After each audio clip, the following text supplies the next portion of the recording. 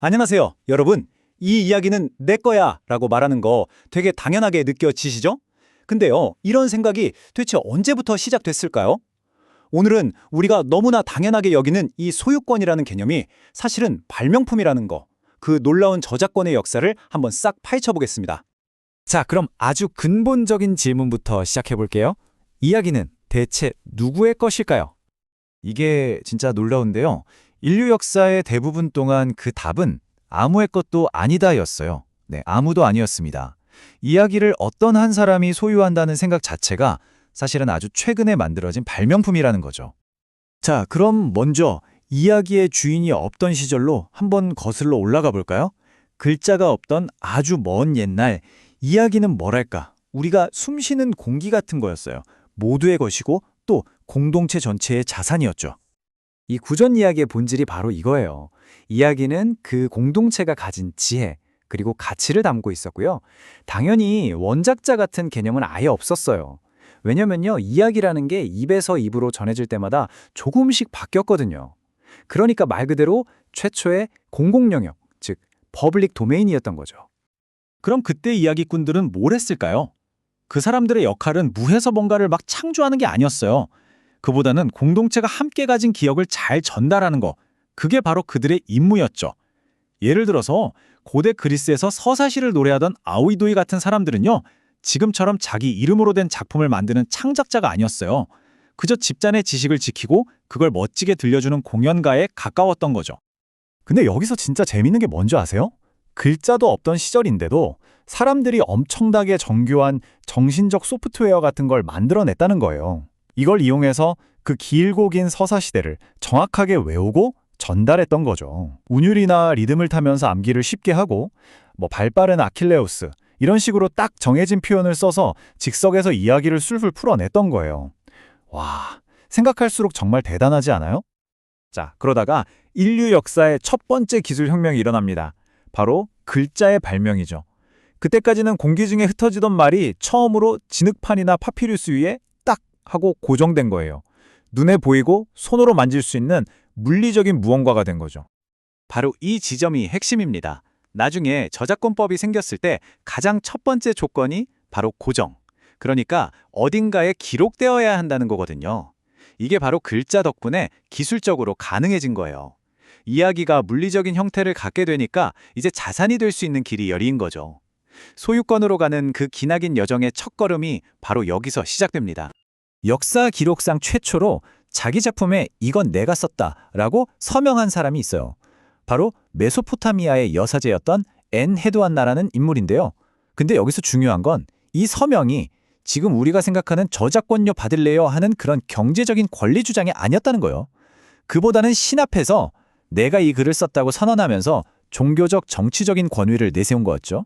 수많은 익명의 사람들 속에서 작가로서의 나라는 의식이 아주 희미하게나마 처음으로 드러난 순간이라고 할 수 있겠습니다.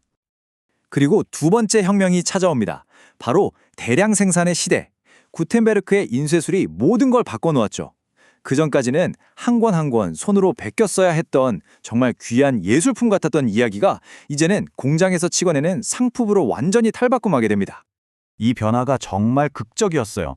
생각해보세요. 손으로 책을 베껴 쓰던 시절에는 가장 큰 걱정이 아이고 이거 잃어버리면 어떡하지? 이거였다면요. 인쇄 시대가 되니까 걱정이 180도 바뀝니다. 누가 내 책을 허락도 없이 막 찍어내네? 바로 불법 복제가 새로운 골칫거리가 된 거죠. 비용은 확 싸지고 찍어내는 속도는 비교도 안 되게 빨라졌으니까요. 바로 이 대량 생산이 무단 복제라는 새로운 경제 문제를 만들어낸 겁니다. 근데 여기서 우리가 흔히 잘못 생각하는 게 하나 있어요. 최초의 저작권 비슷한 건요. 사실 작가를 위한 게 아니었습니다. 인쇄업자, 그러니까 출판사를 위한 거였어요. 국가가 특정 인쇄업자에게만 이 책은 너만 찍어낼 수 있어 하고 주는 특권이자 독점권이었죠. 이걸로 뭘 했냐? 사실상 검열의 도구, 국가 통제의 도구로 쓴 거예요. 그러니까 작가의 창의적인 천재성을 막 보호해 주려고 만든 게 아니라 인쇄업자의 돈, 그 투자금을 보호해 주고 또 국가는 퍼져나가는 정보를 통제하려고 만든 제도였던 거죠. 자, 그리고 마침내 세 번째 혁명이 일어납니다. 이건 기술이 아니라 생각의 혁명이었어요. 바로 작가라는 개념의 발명입니다. 낭만주의 시대에 들어서면서 작가라는 존재를 그냥 글 쓰는 기술자가 아니라 아주 독창적이고 특별한 영감을 받은 천재 창조자로 보기 시작한 거예요. 그러면서 법이 바라보는 관점도 완전히 바뀌기 시작합니다. 이제 보호해야 할 대상이 차가운 인쇄기에서 뜨거운 작가의 정신으로 옮겨간 거죠. 이건 정말 어마어마한 철학적인 변화였어요. 이야기는 그냥 글자 덩어리가 아니라 작가 개인의 아주 고유한 인격과 영혼이 담긴 결과물이라는 생각이 힘을 얻기 시작한 겁니다. 이런 생각의 변화가 만들어낸 결과물이 바로 1710년에 나온 N여왕법입니다. 이걸 최초의 현대적인 저작권법이라고 불러요. 왜냐하면 역사상 처음으로 소유권을 출판사가 아니라 작가에게 직접 줬거든요. 그리고 또 하나 중요한 게 무한정 보호해주는 게 아니라 딱 정해진 기간 동안만 보호해서 개인의 권리랑 사회 전체의 이익 사이에서 균형을 맞추려고 했다는 점이에요. 우리가 아는 저작권의 기본틀이 바로 이때 만들어진 겁니다. 그럼 그 기간이 얼마였을까요? 딱 14년이었습니다. 이 14년이 지나면 그 작품은 모두의 자산, 즉 공공 영역으로 넘어가서 누구나 자유롭게 쓸 수 있게 됐어요. 이 법의 궁극적인 목적이 결국엔 지식과 학문을 더 널리 퍼뜨리는 데 있었다는 걸 아주 명확하게 보여주는 부분이죠. 자, 근데 한번 생각해 보세요. 이렇게 작가의 권리를 보호하다 보면 오히려 새로운 창작 활동을 방해할 수도 있잖아요. 그래서 이 모든 시스템이 제대로 굴러가게 만드는 아주 기가 막힌 법적인 장치가 하나 등장합니다. 이걸 저작권의 위대한 타협이라고 부르기도 해요. 그게 바로 아이디어와 표현의 이분법이라는 원칙입니다. 이게 뭐냐면 저작권법은 아이디어를 구체적으로 나타낸 표현, 예를 들면 특정한 문장이나 그림의 붓터치, 컴퓨터 코드 같은 건 보호를 해줘요. 하지만 그 바탕에 깔린 아이디어 자체는 보호하지 않는다는 거예요. 이게 정말 중요합니다. 이 추상의 사다리를 보면 이해가 쉬워요. 맨 위에 있는 비극적인 사랑 이야기라는 아주 일반적인 아이디어는 누구든 쓸 수 있어요. 보호 대상이 아니죠. 하지만 맨 아래에 있는 로미오와 줄리엣, 발코니 씬의 구체적인 대사 하나하나는 완벽하게 보호받는 표현입니다. 그 중간에 앙숙 가문의 연인들이 발코니에서 몰래 만난다는 플롯은 뭐 경우에 따라 보호될 수도 있고 아닐 수도 있고요. 바로 이런 식으로 법은 보호해야 할 표현과 모두가 쓸 수 있는 아이디어를 구분하는 겁니다. 바로 이 절묘한 타협 덕분에 창의성의 가장 기본적인 재료들, 즉 아이디어들은 우리 모두가 계속해서 자유롭게 사용할 수 있는 공공의 영역에 남아있게 되는 거예요. 바로 이것 때문에 옛날 이야기를 바탕으로 새로운 이야기가 끝없이 탄생할 수 있는 거죠.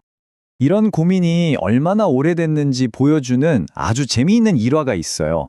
무려 6세기 아일랜드의 디어메트 왕이 내린 판결인데요. 어떤 사람이 몰래 성경을 베껴 쓴 걸 두고 재판이 열렸는데 그때 왕이 이렇게 판결했대요. 모든 소에게 그 송아지가 속하듯 모든 책에는 그 복제본이 속한다. 와, 창작자와 소유자의 권리에 대한 고민이 정말 1000년도 더 전부터 있었다는 걸 보여주는 거죠. 자, 그럼 오늘 이야기의 핵심만 딱딱 짚어볼까요? 첫째, 이야기의 주인이 있다는 생각. 이건 기술 발전이 낳은 아주 최근의 발명품이라는 거. 둘째, 저작권은 원래 작가가 아니라 출판업자를 위해 시작됐다는 거. 그리고 마지막으로 제일 중요한 세 번째, 법은 아이디어는 모두의 것으로 남겨두고 오직 그 표현만을 보호한다는 사실입니다. 왜? 그래야 새로운 창작이 계속 이어질 수 있으니까요. 결국 기술이 저작권이라는 개념을 만들어낸 거잖아요. 그렇다면 요즘 가장 뜨거운 AI 같은 새로운 기술은 과연 이 저작권에 또 어떤 변화를 가져올까요? 오늘 우리가 살펴본 이 기나긴 역사의 흐름 속에서 현재의 논쟁을 다시 한번 생각해보는 것도 정말 의미 있지 않을까요?